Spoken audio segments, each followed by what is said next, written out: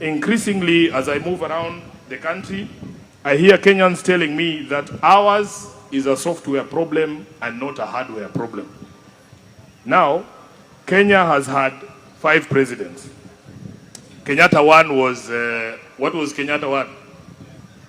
I don't quite recall, but I hear he did anthropology at the London School of Economics.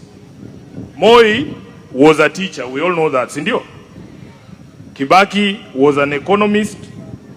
Uhuru, I hear, studied political science and economics, although they just call him my sponsor these days.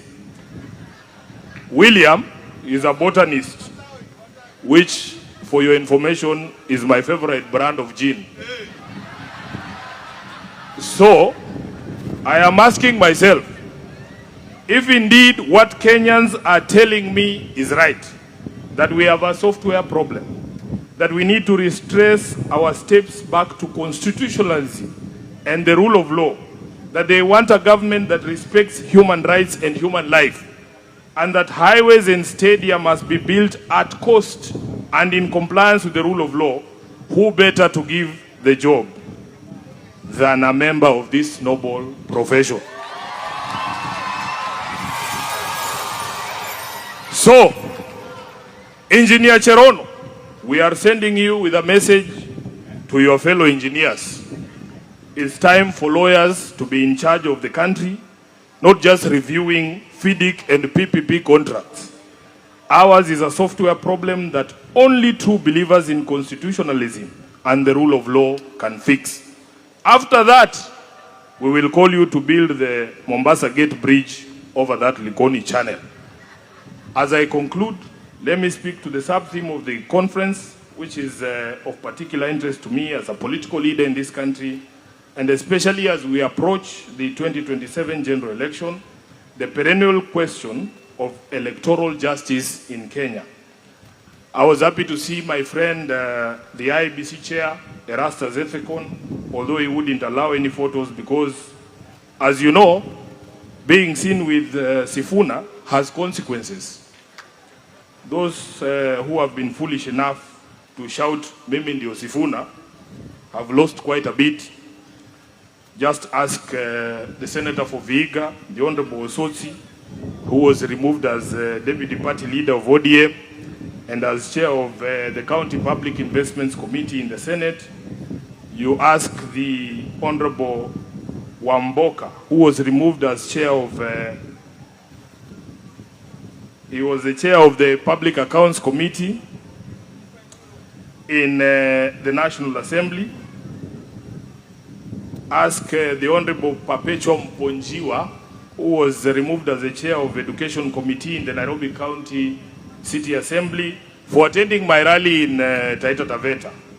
So, for those of you who are eager for a photo with me, be very careful. That photo might cost you quite a bit. But Chair Ethekon, I have gradually come to accept the responsibility or the weight of expectation on my shoulders, but I suspect that you and your commission bear an even greater burden. You have to deliver a free, fair, verifiable election as required by our constitution. There are no two ways about it.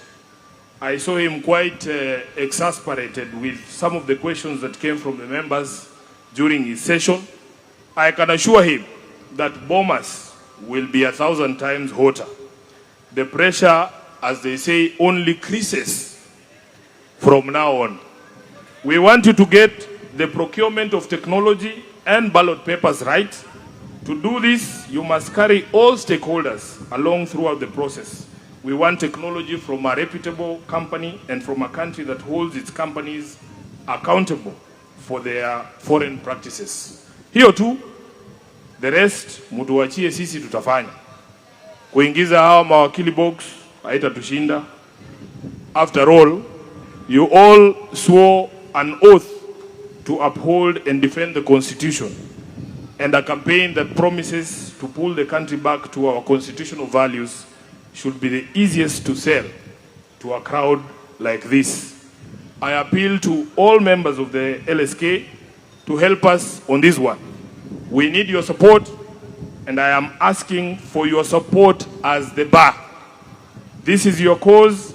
I am hoping that you will come along with us. If all goes well, we will reconvene here next year, not for an annual conference, but for a state function.